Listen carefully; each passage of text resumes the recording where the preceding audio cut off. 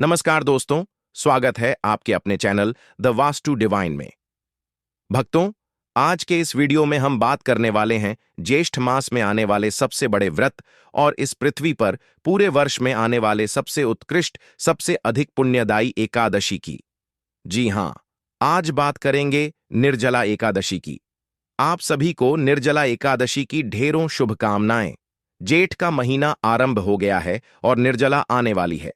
निर्जला एकादशी इस पृथ्वी पर सबसे बड़ा व्रत है और सबसे अधिक किया जाने वाला और सबसे अधिक मनाया जाने वाला त्योहार है।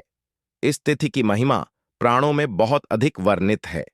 इस वीडियो में हम आपको संपूर्ण जानकारी प्रदान करेंगे कि निर्जला एकादशी प्राणों के अनुसार कैसे मनानी चाहिए, क्या विधि है, क्या दान देना चाहिए, निर्जला एकादशी का निर्जला व्रत करना आवश्यक है क्या, और अगर निर्जला व्रत करते हैं तो क्या बिल्कुल जल नहीं पीते या जल कब पी सकते हैं, क्या कोई ऐसा समय है जब जल पी सकते हैं या कितनी बार पी सकते हैं और कितना पी सकते हैं, इसके बारे में प्राणों में साफ साफ लिखा है। वो वर्णन आपको बताएंगे कि क्या लिखा है। इसके अतिरिक्त अगर आप जल पी के व्रत करना चाहते हैं तो क्या कर सकते हैं, क्या कैसे कर सकते हैं, क्या विधि होगी, निर्जला एकादशी पर किए जाने वाला जो व्रत है उसमें क्या खाना चाहिए, क्या नहीं खाना चाहिए, पारण कैसे करना चाहिए, पारण की विधि क्या होगी, दान पुण्य जो दिया जाता है उसमें क्या आवश्यक है देना, यदि पति पत्नी दोनों व्रत कर रहे हैं तो क्या दोनों को अलग अलग दान देने चाहिए, क्या क्या विधान, इस एकादशी का इस प्रकार से निर्जला एकादशी के बारे में संपूर्ण जानकारी आपको प्रदान की जाएगी और फिर बताया जाएगा कि ये व्रत आपको करना किस दिन है, क्या समय रहेगा, क्या शुभ मुहूर्त रहेगा। निर्जला एकादशी से संबंधित संपूर्ण जानकारी प्राप्त करने के लिए कृपया वीडियो को अंत तक देखिएगा क्योंकि साथ में होगा। हमारी जानकारी बहुत महत्वपूर्ण है। जितने भी हमने बिंदु इसमें लिए हैं वो सब कहीं ना कहीं आपके दिमाग में, आपके मस्तिष्क में एक सवाल के रूप में होते हैं। उन सभी के जवाब आपको इस वीडियो के माध्यम से प्राप्त हो जाएंगे। देख रहे हैं संस्थान का प्रत्यक्ष स्थित यूट्यूब द वास्तु डिवाइन धार्मिक। हम यहां पर प्राणों, ज्योतिष शास्त्र और पंचांग पर आधारित जानकारी ही प्रदान करते हैं, इधर उधर की बातें नहीं करते। किसी व्रत त्योहार के बारे में जो प्राणों में लिखा होता है, जो विधि बताई गई होती है, जो नियम लिखे होते हैं, जो हमारे अर्षि हैं, उन्होंने जो किसी व्रत की कथा आदि लिखी है, वह सब जानकारी हम आपको प्रदान करते हैं। साथ ही व्रत कब करना है, क्या समय रहेगा, क्या मुहूर्त रहेगा, इसकी गणना के अनुसार और शास्त्र के नियम के अनुसार आपको कैलकुलेट करके बताते हैं। तो शास्त्र अनुसार सभी व्रत और त्योहारों की सही जानकारी प्राप्त करते रहना चाहते हैं तो चैनल को अवश्य ही सब्सक्राइब कर लीजिए।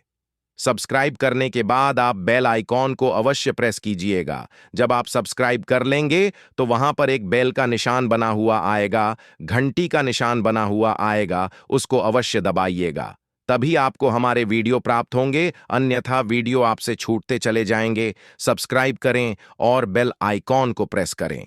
वीडियो यदि थोड़ा सा भी उपयोगी लगे से प्रार्थना है कि कृपया उसे एक बार लाइक अवश्य कर दीजिएगा, क्योंकि आपका एक लाइक हमारे लिए बहुत अधिक महत्वपूर्ण होता है। अपने व्रत की सफलता के लिए और भगवान श्री हरि का आशीर्वाद प्राप्त करने के लिए कमेंट बॉक्स में अवश्य लिखिएगा ओम नमः भगवती वसुदेवाय या जय श्री हरि। भगवान का नाम जितना लिखेंगे उतना पाएंगे।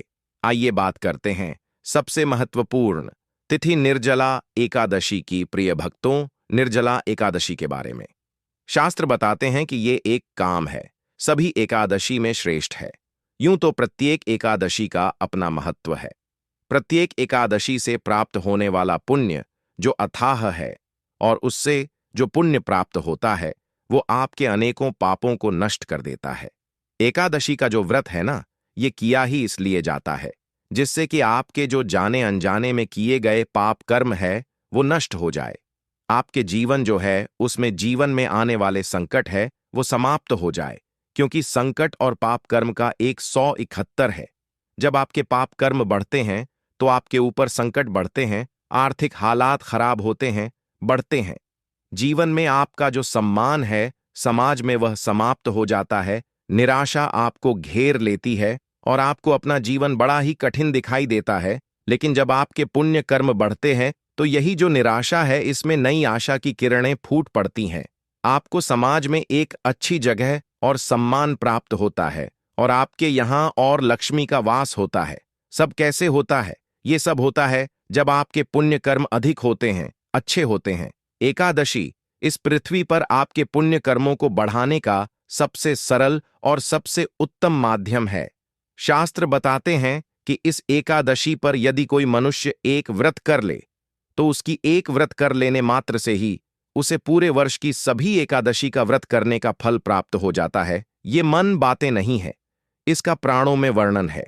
यहां तक कि जब आप कथा सुनेंगे जो महात्मा इसका वर्णित है उसमें भी इसका वर्णन आता है कि भीमसेन ने जब अपने गुरुदेव से कहा कि प्रभु मुझे मुख तीखा मार्ग बताएं, क्योंकि मेरे जो सभी भाई हैं वो सब एकादशी करते हैं, मुझे क्या करना चाहिए? तो गुरुदेव ने कहा कि आपको भी एकादशी करनी चाहिए। भीमसेन ने कहा कि आपको तो पता है कि मैं भूखा रह ही नहीं सकता, मुझसे भूख सहन ही नहीं होती। गुरुदेव में व्रत नहीं, तब उन्होंने कहा कि कम से कम 2 एकादशी कर लो। प्रेमचंद ने कहा कि प्रभु मैं एक से अधिक कर देता है, एकादशी नहीं कर सकता क्योंकि मैं भूखा नहीं रह सकता। मेरे अंदर जो अग्नि है उसको तो भोजन चाहिए, और अगर इससे अधिक मैं भूखा रहा तो मैं जीवित नहीं रह सकता। गुरुदेव कहते हैं कि ठीक है भीमसेन, फिर इस पृथ्वी पर केवल एक ही व्रत ऐसा है जिसको करने से तुम्हें मुक्ति मिल जाएगी।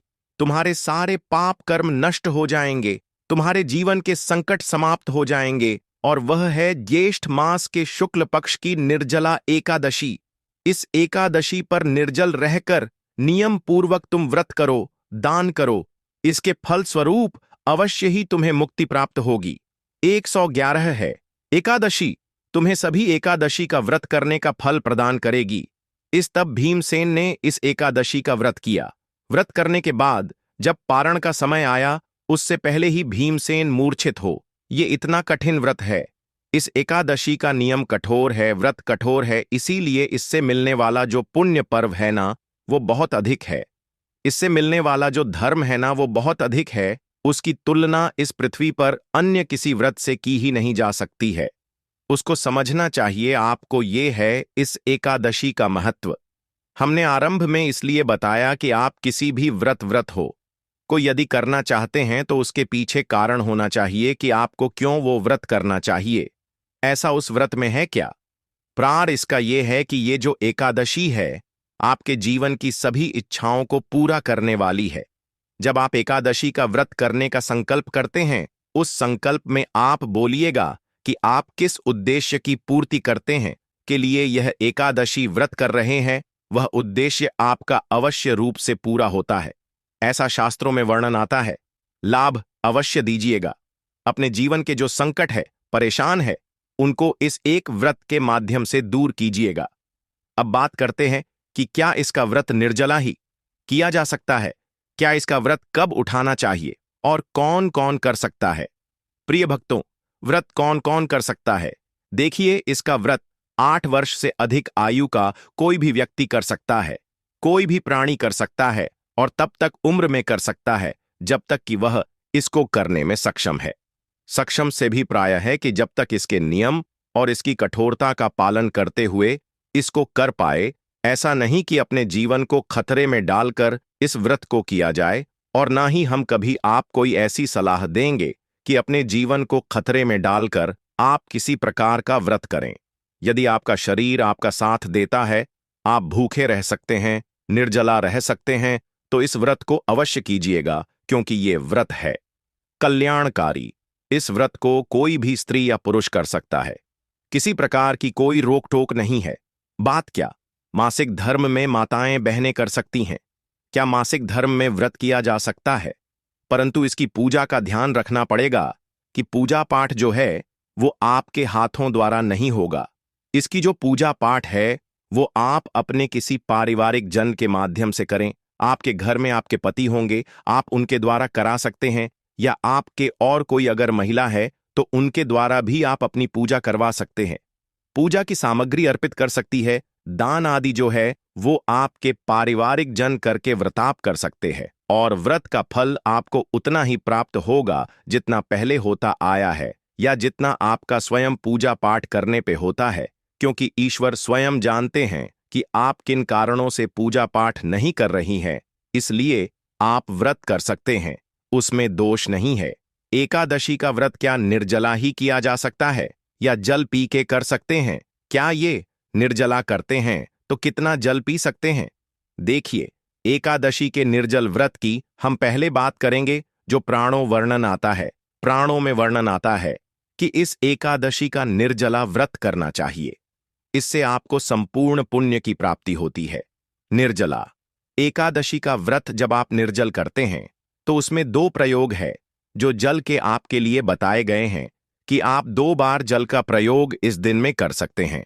वो कौन कौन से हैं? एक प्रयोग है स्नान के लिए, जब आप स्नान करेंगे तो स्नान में जल का प्रयोग कर सकते हैं।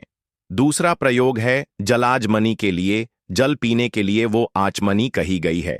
जलाजमनी हम कब करते हैं? जब प्रातःकाल संध्या की पूजा करते हैं ना, प्रातः संध्या कहते हैं उसको। तो प्रातः संध्या में जब हम बैठते हैं तो उसका एक नियम होता है, आपको अपने हाथ पे जल लेकर उसका सेवन करना होता है, जिसे हम जलाजमनी करना कहते हैं। तो आप प्रातःकाल की संध्या में जलाजमनी कर सकते हैं, वहां जल ग्रहण कर सकते हैं। सवाल आता है कि जलाजमनी में कितना जल लिया जा सकता है? कहीं ऐसा तो नहीं कि पूरा गिलास भर के पी लेंगे आप? जलाश्वनी में जो शास्त्र बता रहे हैं, जो लिखा हुआ है, वो लिखा है 6 मासा आपको जल ग्रहण करना चाहिए। 6 मासा का अभी राय हो जाता है लगभग 6 ग्राम, क्योंकि एक मासा में लगभग 0.972 ग्राम होता है। इस प्रकार से 6 मासा में ये मान लीजिए कि लगभग आप 6 ग्राम जल पी सकते हैं। इन 12 जलाश्वनी की जाती है। आपने देखा होगा जब हम पूजा भी कराते हैं तब भी आपसे जलाश्वनी कराई जाती है, तो वो 3 बार में 6 मासा जल आप पी सकते हैं। अर्थात आप 2-2 ml के हिसाब से लीजिए तो 6 ml जल आप ग्रहण कर सकते हैं। मात्र ये कब ग्रहण करना है या भी हम जब पूजा विधि आगे बताने जा रहे हैं उसमें आपको वर्णन मिलेगा कि कैसे और कब ये जल आपको ग्रहण करना चाहिए। अन्य सवाल है हमारे, वो हम पूजा विधि के बाद लेंगे। अब पहले चर्चा कर लेते हैं कि आपको पूजा करनी कैसे है, ये जल कैसे ग्रहण करना है। 6 मासा रही बात कि क्या आप निर्जला करेंगे या सजला कर सकते हैं। तो दोस्तों, अगर आपको वीडियो अच्छा लगा हो तो वीडियो को लाइक और चैनल को सब्सक्राइब जरूर करें।